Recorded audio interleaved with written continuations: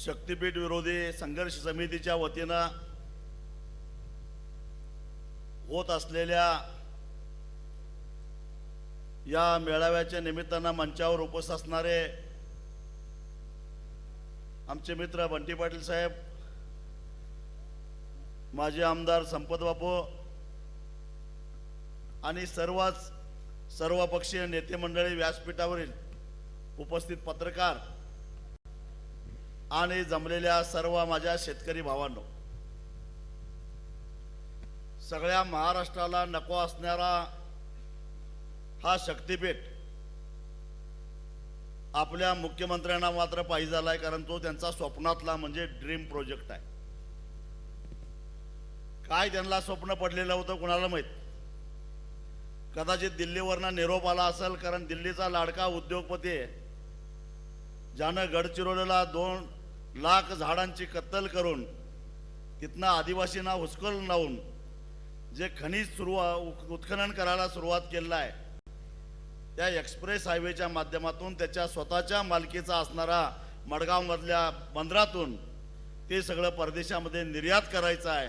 आणि त्यासाठी संपूर्ण महाराष्ट्रातल्या 13 जिल्ह्यातल्या जवळपास 21,000 एकर जमिनीची नासाडी करून, कारण 21,000 एकरपैकी जवळपास 16 ते 17,000 एकर जमीन ही बागायती जमीन आहे.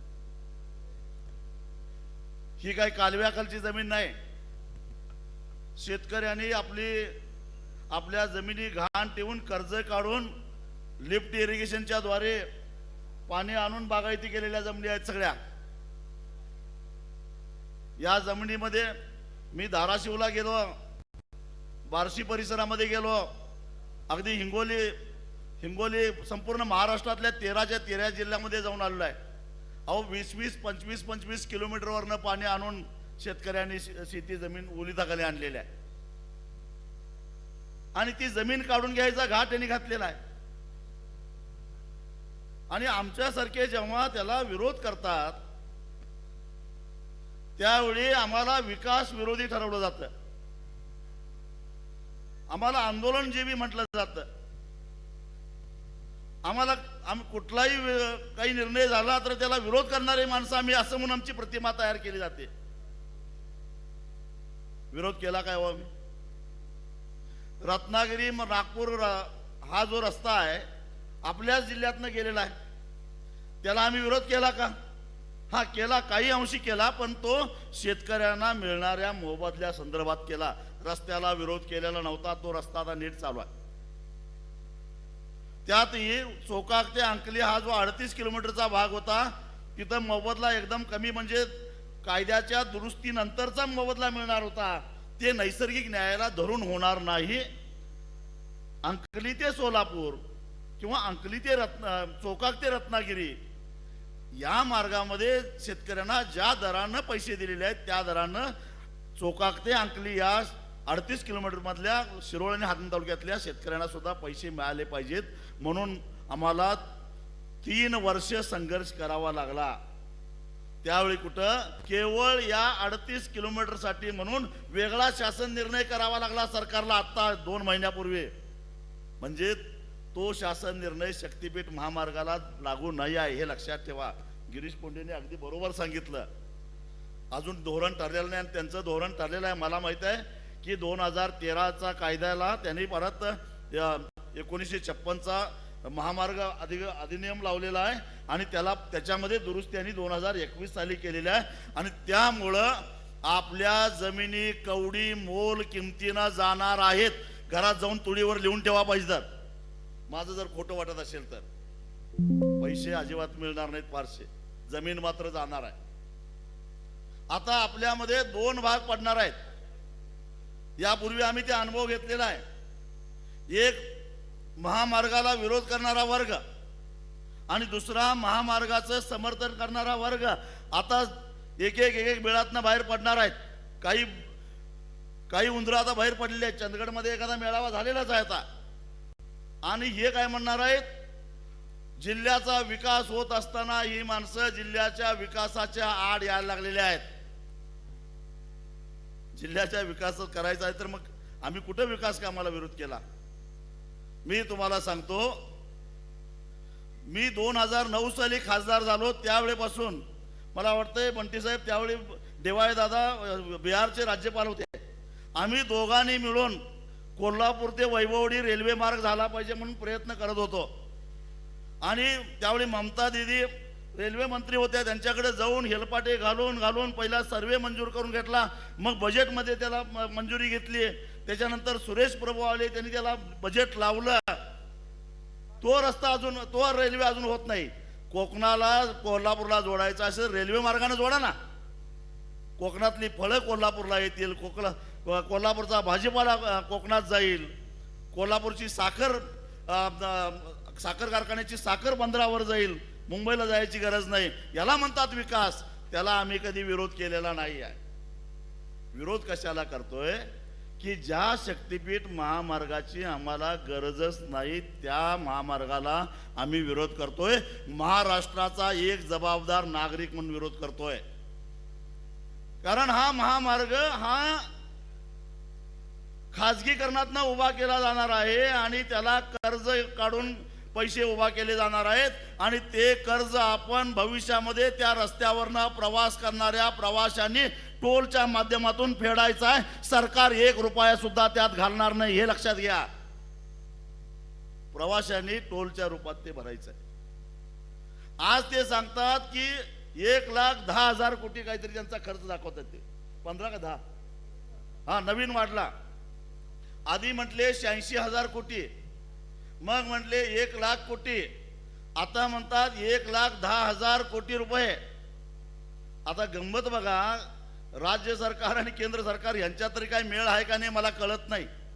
याच शक्तीपीठ महामार्ग आणि नॅशनल हायवे एक आहे आणि तो नाशिक ते अक्कलकोट नुकताच राष्ट्रीय महामार्ग प्राधिकरण नॅशनल हायवे अथॉरिटी यांनी डिक्लेअर केलेला आहे. त्यांचं म्हणणं आहे की नाशिक ते अक्कलकोट 374 किलोमीटर लांबीचा रस्ता 6 पदरी, तोही एक्सप्रेस, आम्ही 19,000 कोटीमध्ये पूर्ण करणार आहोत. बघा, 374 किलोमीटर लांब, 6 पदरी, शक्तीपीठ सुद्धा 6 पदरी आणि त्याला खर्च 19,000 कोटी. म्हणजे जर का भागाकार करून बघितलं तर तो 51 कोटीला 1 किलोमीटर पडतो. शक्तीपीठ महामार्ग आधी म्हटले 803 किलोमीटर 86,000 कोटी, पडला 117 कोटीला 1 किलोमीटर. मग म्हटले की हे कोल्हापूरचे लोक विरोध करतात, आम्ही जरा पलीकडे वळसा घालून येतो. मग ते मान खटाव घेऊन आले, कारण त्या ठिकाणी जयकुमार गोरे यांनी जवळपास 500-600 एकर जमीन घेऊन ठेवलेली आहे. तिथं त्यांना एक पंचतारांकित हे करायचं आहे, औद्योगिक वसाहत करायची आहे आणि त्यामुळे त्यांना तो हायवेवर आणायचा आहे आणि त्यासाठी तिकडून तो रस्ता वळवून आणला आणि म्हणून तुमच्या उरावर आला. म्हणजे एका मंत्र्याच्या स्वार्थासाठी कोल्हापूरचा बळी जायला लागलाय, हे लक्षात ठेवा. मग 86,000 कोटीचं झालं 1,00,000 कोटी. मी 1,10,000 कोटीचा अजून हिशेब केलेला नाही, पण 1,00,000 कोटी म्हणजे झालं साधारणपणे 117 कोटी रुपयाला 1 किलोमीटर. एक राज्य सरकारचं राज्य रस्ते विकास महामंडळ, जे महामंडळ 6 पदरी रस्ता 1 किलोमीटरसाठी 117 कोटी रुपयाला करतं. एक राष्ट्रीय महामार्ग प्राधिकरण जे नाशिक ते अक्कलकोट हा रस्ता 6 पदरीच 1 किलोमीटरला खर्च करतं 51 कोटी रुपये. एका बाजूला 51 कोटी, एका बाजूला 117 कोटी. कशाला काय मिळ नाही. म्हणजे साधारणपणे जवळपास 55,000 ते 60,000 कोटी रुपयाचा ढपला पाडण्यासाठी हा महामार्ग आहे. हा तुमच्यासाठी नाहीच आहे, हे ध्यानात घ्या. 55,000 कोटी रुपये 2029च्या निवडणुकीसाठी त्यांना लागणार आहेत आणि ते तुम्ही द्यायचं आहे. काही ॲडव्हान्स सुद्धा घेतलेत असं माझ्या कानावर आलेलं आहे. आता मगाशी मी म्हटलं की 2 वर्ग तयार होणार आहेत, एक समर्थन करणारा वर्ग आणि एक विरोध करणारा. आपण आहेच, कारण आपल्याला आपली जमीन वाचवायची आहे, आपल्याला आपला जिल्हा वाचवायचा आहे, आपल्याला जिल्ह्यातली साखर कारखानदारी वाचवायची आहे, आपल्याला आपल्या जिल्ह्यातल्या सर्वसामान्य लोक जनतेची होणारी लूट वाचवायची आहे म्हणून आपण त्याला विरोध करतोय. आणि दुसरा वर्ग जो समर्थन करणारा आहे त्यातल्यापैकी कुणाला तरी भराव टाकायचा मुरमा, कुणाचा मला वाटतं खाणी असतील दगडाच्या, कुणाचं स्टोन क्रशर असेल, कुणाचं JCB असतील, कुणाचं पोकलँड असेल, कुणाला ठेका घ्यायचा असेल, त्याच्यासाठी काही लोकांना समर्थन करायचं आहे.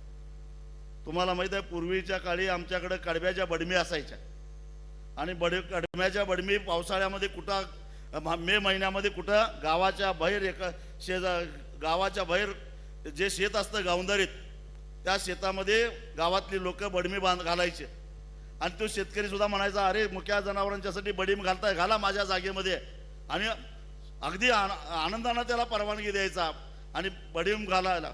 फक्त मुक्या जनावरच्यावरचं प्रेम म्हणून घालत नव्हता तर त्याला माहिती होतं की पावसाळ्यामध्ये हे 4 पेंड्या कडबा काढला तर एखादी पेंडी आपल्यालाही मिळेल त्या आशेनं त्याला परवानगी देत होतं. तसं 50,000 कोटी रुपयाचा कडबा हे घेऊन जाणार आहेत त्यातला खाली पडलेला पाला तरी आपल्याला मिळेल म्हणून ही समर्थन करायला लागल्यात हे लक्षात घ्या. आणि त्यात आपला बळी जाणार आहे टक्केवारीसाठी.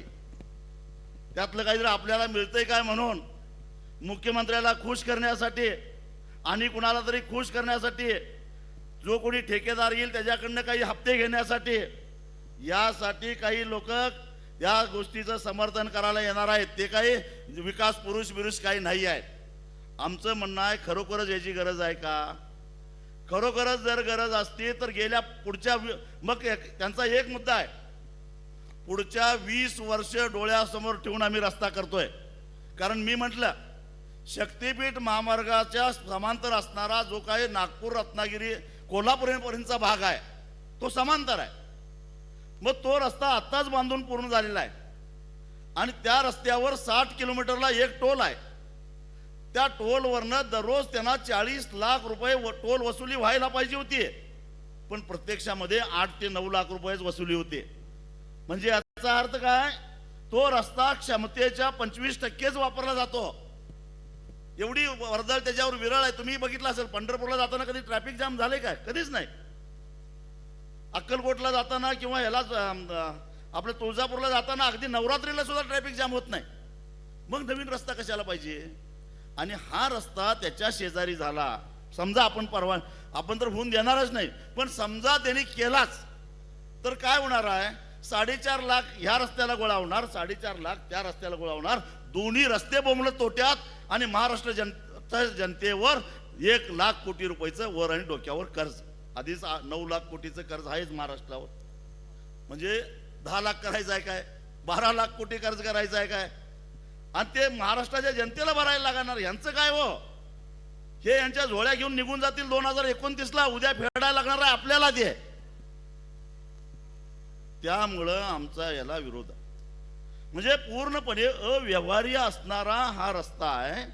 दुसऱ्या बाजूला सांगली कोल्हापूर जिल्ह्याच्या बाबतीत बोलायचं झालं तर आधीच आम्हाला आलमट्टीच्या धरणामुळं, हिप्परगीच्या बंधाऱ्यामुळं आणि मांजरीच्या पुलाला घातलेला जो भरावा आहे कृष्णा नदीवरचा त्यामुळं कोल्हापूर शहर, इचलकरंजी शहर, आमचं शिरोळ तालुका, हातकणंगले तालुका, करवीर तालुका हे पुराच्या खाईमध्ये आहेत. 15 दिवस जीव मुठीत धरून राहायला लागतं आम्हाला. का तर डोंगरावरनं वेगात येणारं पाणी त्या पाण्याच्या प्रवाहामध्ये आलमट्टी, हिप्परगी आणि मांजरीचे हे जे काय अडथळे आहेत ते अडथळे निर्माण करतात. पाण्याचा वेग कमी होतो आणि पाण्याचा वेग कमी झाल्यानंतर वरनं येणारं पाणी परत वेगात येतं. पाणी तुंबत मागं जातं आणि पुराचा वेढा आपल्याला पडतो. जो पूर 4-5 दिवसात ओसरायला पाहिजे तो 15-15, 20-20 दिवस पूर ओसरत नाही. त्याच्यामुळं शेतीची वाट लागणार आहे. आता मला सांगा की सांगलीपासून आमच्या जयसिंगपूर पासून आलमट्टीचं धरण 200 किलोमीटर लांब आहे. तरी त्या आलमट्टीच्या अडथळ्याचा आम्हाला पुराचा हे होतो, त्रास होतो. मांजरी इथनं कोल्हापूर पासून जवळजवळ 100 किलोमीटर लांब आहे. तरी मांजरीच्या पुलाच्या भराव्याचा त्रास कोल्हापूर शहराला होतो. मग मला सांगा की हा सांगली जिल्ह्यातून येणारा शक्तीपीठ महामार्ग ऐतवड्यापासून वारणा नदीच्या काठावर भराव पडायला सुरुवात होणार, ते पार अगदी बहिरेवाडीपर्यंत भराव पडत येणार डोंगरासारखा. आयतवडे ते बहिरेवाडी पन्हाळा तालुक्यातलं जवळजवळ 5.5 किलोमीटर लांबीचा वारणेच्या प्रवाहाच्या विरोधामध्ये प्रवाहाला अडथळा आणणारा जर का डोंगरासारखा भराव तयार झाला तर मग वारणा नदीच्या पश्चिमेला असणारी जी काही गावं आहेत शिराळा तालुक्यातली आणि वाळवा तालुक्यातली आणि आपल्या पन्हाळा तालुक्यातली यांची अवस्था काय होईल? कोडोलीची काय अवस्था होईल? पारगावची अवस्था काय होईल? तिकडं सातव्याची अवस्था काय होईल? पार अगदी मलकापूर पर्यंत कोकरूड पर्यंत हा पाण्याचा तुंब जाणार आहे वारणेवरचा. आणि इकडं केरली पासून मला वाटतं शिरोली दुमाला पर्यंत डोंगरासारखा भराव पडणार आहे 17 किलोमीटर लांबीचा. मी अंतर काढून बघितलं, केरली ते शिरोली दुमाला 17 किलोमीटर लांबीचा भरावा जर का डोंगरासारखा या पंचंगेच्या आणि मला वाटतं की भोगावतीच्या नदीच्या प्रवाहाच्या विरोधामध्ये असा डोंगर तयार झाला तर या पश्चिमेकडे असणारी जी काही गावं आहेत, मला वाटतंय चंद्रदीप नरकेनी काय फुकाफुकी पाठिंबा दिलेला नाही. त्यांचा कारखानाच 20 दिवस पाण्यात राहील. त्यांच्या गोडाऊन मध्ये पाणी शिरलं साखरेच्या. काय करणार तुम्ही? शेतीचं काय होईल? अहो, अशा पद्धतीनं पुराचा फार मोठा धोका कोल्हापूर जिल्ह्याला निर्माण व्हायला लागलेला आहे. बरं, हे फक्त कोल्हापूरलाच नाही, तिकडे सांगली जिल्ह्यातही तसंच आहे. तिकडनं घोगाव पासून कामेरी पर्यंत कृष्णा नदीच्या प्रवाहाच्या विरोधामध्ये 17 किलोमीटरचा भराव पडणार आहे. आणि त्यामुळे कराड शहर, पाटण शहर, कोयनेवरचं यांना पुराचा धोका निर्माण होणार आहे.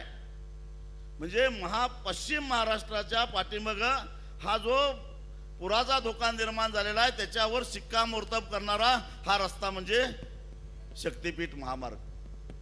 बरं, हे मी म्हणतोय म्हणून नव्हे. गेली 25 वर्षे सुरुवातीला आम्ही 2004 साली या आलमट्टी धरणाला विरोध करणारे दोघच होतो, मी आणि स्वर्गीय आर आर आबा तर म्हणत होते की आलमट्टी धरण फोडायलाच जात होते, त्यावेळी ते गृहमंत्री होते. पण आम्हाला सगळे वेड्यात काढत होते. पण नुकतंच एकनाथ शिंदेनी जी काही कमिटी नेमली होती त्या रुरकीच्या कमिटीनं सांगितलं की आलमट्टीचं धरण हे महापुराला कारणीभूत ठरतंय. हा निष्कर्षच निघालेला आहे. म्हणजे पावसाळ्यामध्ये पाण्याच्या प्रवाहाला जर का अडथळा निर्माण झाला तर पूर तयार होतो. हे आता IIT रुरकी या सरकारी संस्थेनं निष्कर्ष काढलेला आहे. आम्ही गेली 6 महिने झालं सरकारकडे मागणी करतोय. तुमची भूमिका प्रामाणिक आहे ना? तुमचा हेतू स्वच्छ आहे ना? रस्त्यामध्ये तज्ञ असणारी संस्था म्हणजे IIT रुडकी आणि या IIT कडून तुम्ही तुमचा DPR तपासून घ्या. योग्य किंमत लावली काय? DPR योग्य पद्धतीने काढलाय का? त्याची किंमत योग्य आहे का? आणि भूगर्भ याच्यामध्ये पुराला कारणीभूत ठरू शकतंय काय? विरोधकांचे हे जे आक्षेप आहेत ते आक्षेपाचं काय? या संदर्भातला एक तज्ञ समितीचा रिपोर्ट येऊन दे. आणि त्याने म्हटलं की हे बिनबुडाचे सगळे आरोप करतायत आणि असं काही निर्माण होत नाही, पूर निर्माण होणार नाही असं म्हटलं तर आम्ही त्याचा विचार करू. पण सरकारची हिंमत नाही त्या IIT रुडकीकडं त्याची तपासणी करा. बरं, IIT रुडकी जाऊन दे, IIT पवईला द्या आमच्या महाराष्ट्रातल्या. पण नाहीच. आमचा अदानी सांगतोय ना रस्ता करा तर आम्ही रस्ता करणार. मग महापुरात का जाईनात? बर, मगाशी कुणीतरी म्हटलं तसं केवळ जमिनी जाणार आहेत त्यांचा प्रश्न नाही आहे. ज्यांच्या जमिनी जाणार नाहीत त्यांच्या घरात पूर येणार आहे. गाव सोडून जावं लागणार आहे 15-15 दिवस. शेतात महिना पाणी राहिलं तर पिकं येतील का? मी जो काही कृषी तज्ञांच्या बरोबर चर्चा करून अभ्यास केला त्याच्यावरनं निष्कर्ष निघाला मी असा काढलाय, सांगली आणि कोल्हापूर जिल्ह्यामध्ये मिळून या शक्तीपीठ महामार्ग ज्या दिवशी पूर्ण होईल आणि भराव पूर्ण होईल त्यानंतर या सांगली आणि कोल्हापूर जिल्ह्यामध्ये ऊसाच्या उत्पादनामध्ये 25 लाख टनाची घट होणार आहे. तुम्ही AI आणा नाही तर काही आणा, पुढे AI काय करणार आहे तुमचं?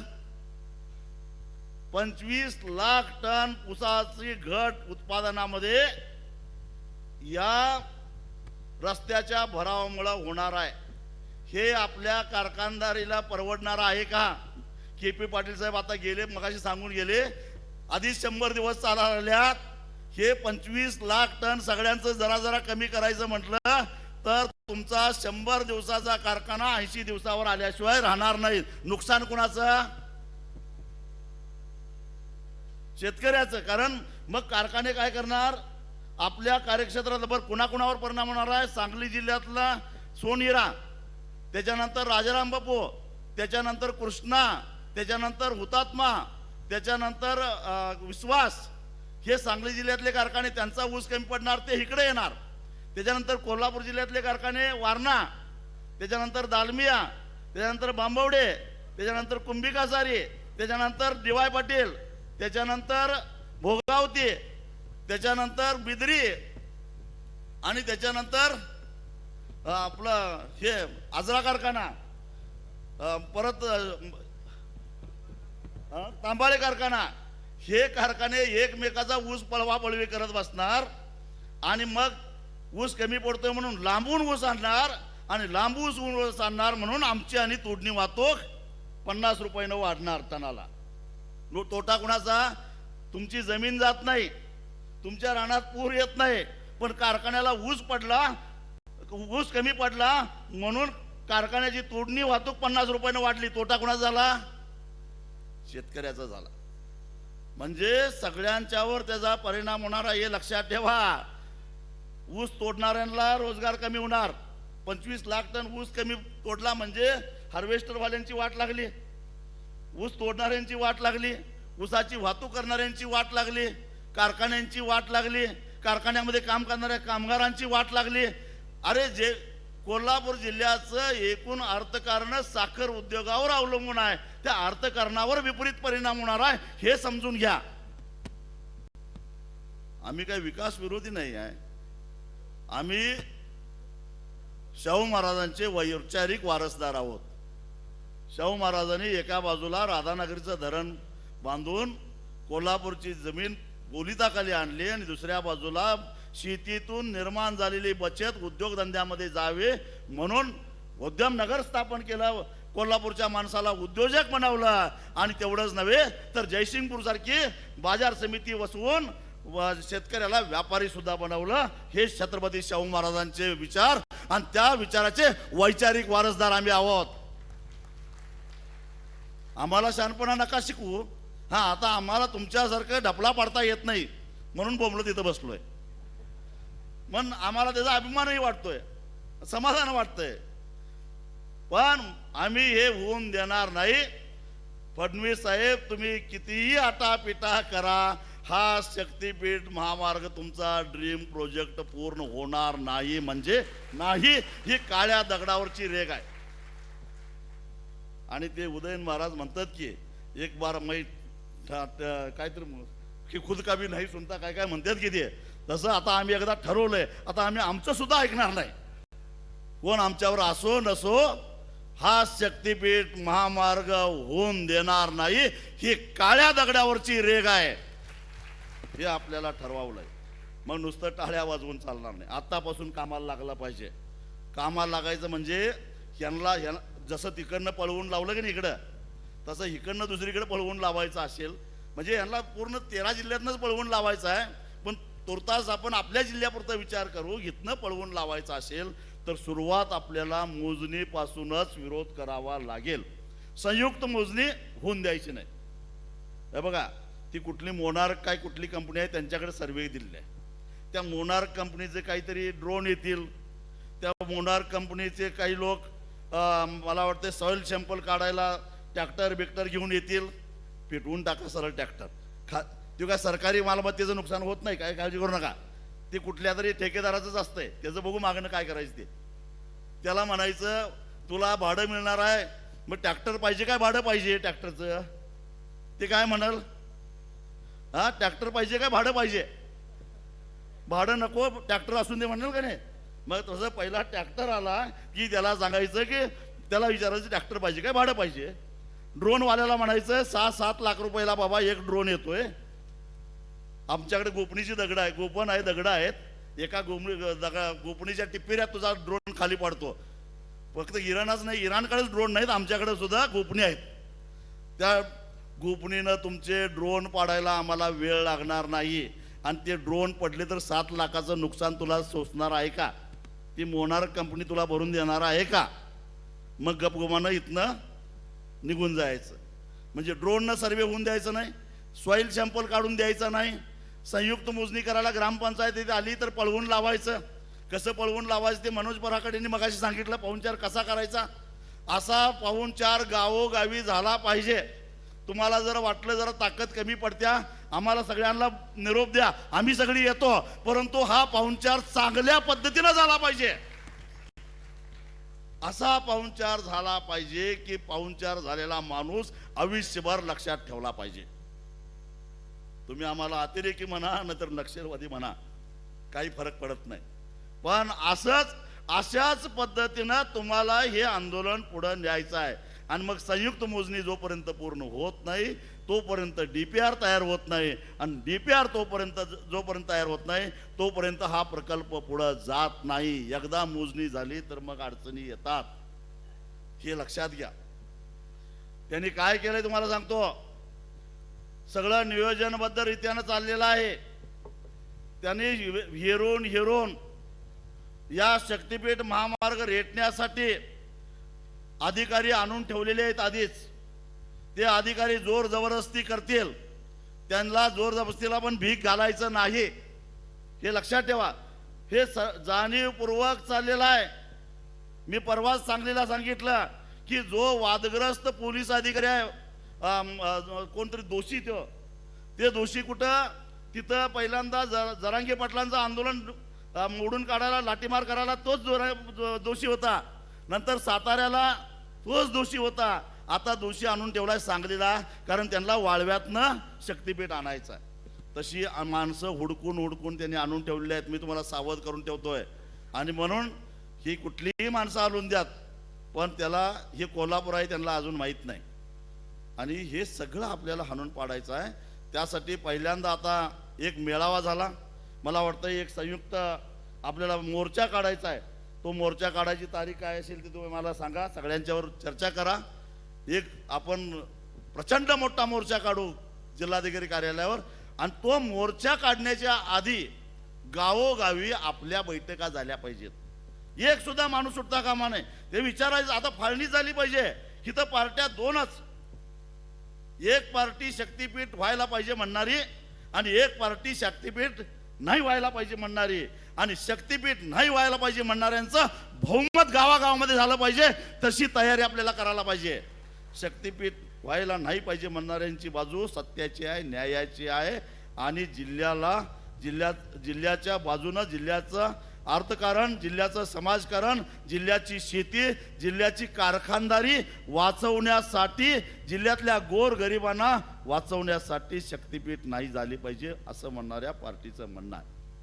शक्तीपीठ झालं पाहिजे म्हणणाऱ्यांना कमिशन पाहिजे, पैसे पाहिजेत, खर्चाला पाहिजे, नेत्याला खुश करायचं आहे आणि मला काहीतरी मिळेल, हे शक्तीपीठ झालं पाहिजे म्हणणाऱ्यांची पार्टी.